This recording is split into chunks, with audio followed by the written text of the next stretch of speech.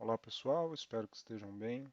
Vamos dar início à nossa aula de hoje, a última aula a respeito de pilares da indústria 4.0. Vamos fazer hoje um fechamento relacionando os pilares de Big Data, os pilares de Cybersecurity, cibersegurança e Cloud. Sei que já esbarramos em alguns destes assuntos em aulas anteriores, mas aqui a ideia é fazermos um fechamento, a interação entre os três assuntos. Assim, nós finalizamos o estudo dos pilares da indústria 4.0. Pois bem, o mundo atual, a evolução da tecnologia tem exigido cada vez mais, tem gerado cada vez mais um volume de informações muito grande. E esse volume de informações, a característica destas informações, são informações não organizadas, informações na forma aí não estruturadas. O que vem a ser isso? Quando a gente fala de tabelas, de dados tabelados, de dados, deixa eu ver se eu acho aqui algum exemplo nesse texto. Aqui. Quando a gente fala de dados tabelados, dados organizados na forma como aqui vocês veem, né? Estamos exibindo gráficos nesta imagem. Mas esses gráficos certamente saíram de tabelas em que existia uma identificação de quantidade de indústrias por segmento industrial. E a partir desses dados foi possível organizar este gráfico.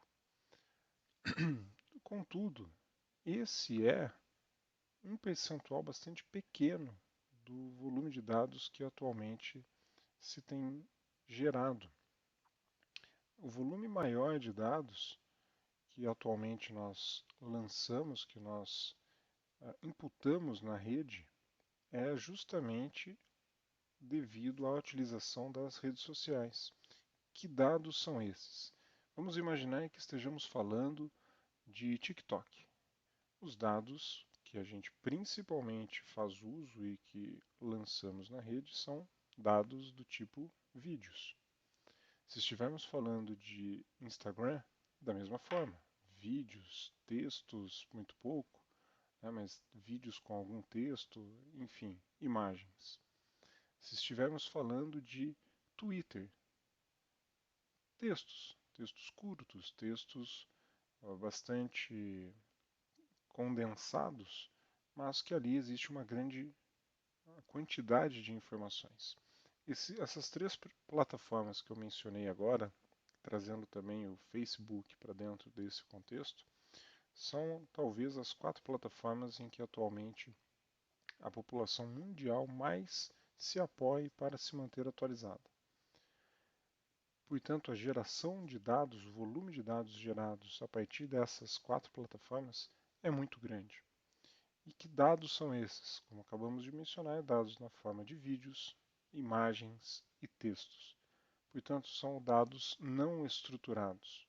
Eu não consigo organizá-los de forma como aqui está, né, um gráfico gerado a partir de uma tabela, porque eu preciso, antes de conseguir ter essa estrutura, fazer toda a varredura dos dados que estão dispostos ali em vídeos, textos e imagens e extrair as informações e, a partir dessa extração, organizá-las. Portanto, os dados não estão originalmente estruturados. E esses dados estão sendo gerados a uma taxa muito grande. Muito grande. Estamos falando de terabytes de dados gerados por segundo. Isso, obviamente, considerando a população mundial. Então, estamos na casa aí dos terabytes por segundo.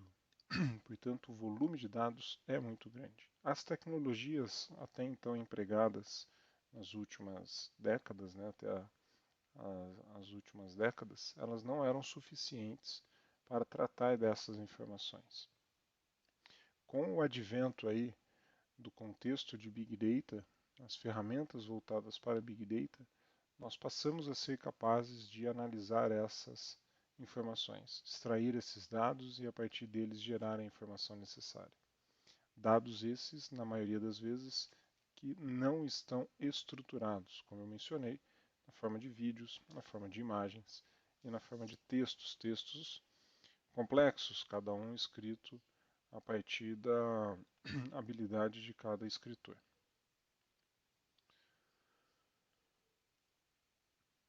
Então, isso caracteriza o Big Data, o volume de informações.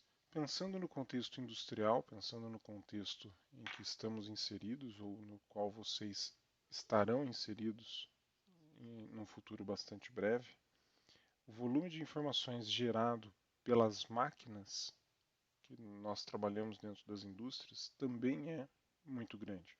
Talvez não seja de terabytes por segundo, uma vez que a aquisição de dados a partir destes equipamentos não necessariamente seja feita segundo a segundo, e também o volume de máquinas, né, a quantidade de máquinas dentro de um parque fabril não seja tão grande ao ponto de justificar uma demanda de terabytes por segundo. Talvez estejamos ali falando ainda da ordem de grandeza gigabytes. Talvez não sejam nem gigabytes por segundo, mas gigabytes por minuto. Enfim, a adaptação do modelo se dá em função do cenário em que estaremos, do cenário em que estamos inseridos. Mas de qualquer forma, o volume de dados é bastante grande, muito maior do que aquilo que estávamos habituados. Pensando nessa geração de dados bastante grande, é necessário que esses dados sejam armazenados em algum lugar. Normalmente, em função da quantidade imensa de dados e a possibilidade de fazermos aí uma escalabilidade desse ambiente de armazenamento de forma bastante facilitada, a cloud, a nuvem, tem sido uma boa aplicação, uma boa escolha para quem emprega aí, para quem faz uso da tecnologia da indústria 4.0. Então, o armazenamento em nuvem com a possibilidade de aumentar, né, escalar a quantidade de dados possível de ser armazenada na nuvem, tem permitido que as empresas cada vez mais optem por essa solução, por essa abordagem. E evidentemente que, uma vez que eu disponibilizo os meus dados em nuvem, que eles fogem ao meu controle fechado ali, limitado aos quatro muros da empresa, da indústria, é necessário ter um cuidado bastante grande com relação à segurança. Mesmo que esse armazenamento se desse dentro de um servidor da própria fábrica, dentro da própria indústria, a segurança é um critério necessário, é um critério importante. Portanto, o cuidado com os dados, ele se dá independente do nível em que estejamos trabalhando, seja internamente, cuidando de um servidor próprio ou terceirizando esse controle a partir da contratação de um serviço de cloud. É muito provável, para não dizer com certeza, que esta segurança a partir de um terceiro que ofereça serviços de cloud, de nuvem, seja muito maior do que a segurança que a empresa consegue garantir apenas cuidando do seu próprio servidor, olhando para dentro da própria casa. Contudo, a visibilidade dos hackers por tentar invadir as clouds e o desafio que eles sentem, e portanto talvez uma motivação adicional por tentar invadir as clouds é maior. Portanto, a incidência de tentativas de roubo desses dados a partir dos servidores em cloud, né, das empresas que terceirizam o serviço, seja muito maior do que as tentativas de roubo que eventualmente existem ou existiriam se a empresa estivesse tentando controlar os seus dados internamente por conta própria. Dito tudo isso, né, é natural que os três pilares, não só eles três, né, mas todos os demais, como a gente talvez já tenha percebido de forma não declarada, mas todos os 9 pilares eles são muito interdependentes. Eles se relacionam, porque para que tenhamos um tipo de tecnologia empregada, é necessário que outra seja imposta e que exista e possa ser cuidadosamente aproveitada. Mas essas três, talvez mais do que todas as demais, elas demonstram claramente a interdependência. Não dá para gerar uma quantidade de dados imensa sem ter onde armazená-los, e uma vez armazenados, não dá para confiar que a segurança seja intrínseca ao armazenamento. É necessário tomar todos os devidos cuidados para que essa segurança no controle da informação seja feito e que esta segurança exista de forma bastante robusta. Afinal de contas, uma vez que eu estou extraindo dados dos meus ativos, dos meus equipamentos, uma vez que eles estão interconectados e eu gero ações, né, tomo decisões a partir desses dados, estes são de extrema importância e extremamente confidenciais para a organização. Portanto, o cuidado com a segurança é muito grande.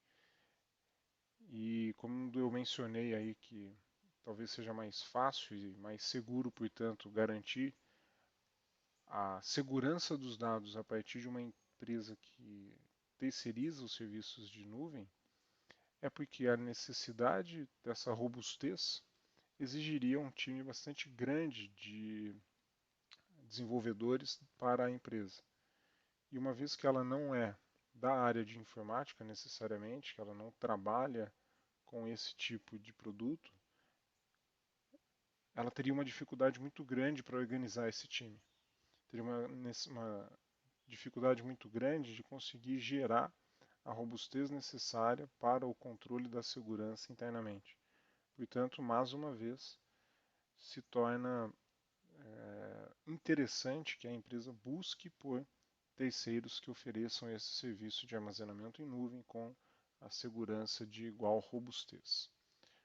Pessoal, encerro por aqui a nossa conversa de hoje. Espero que tenham compreendido o assunto. Me coloco à disposição para sanar qualquer dúvida eventual que surja e deixarei uma atividade para que vocês possam desenvolver aí as suas habilidades e colocar o conhecimento em prática para que me entreguem dentro de uma semana. Nos vemos na nossa próxima aula. Até lá.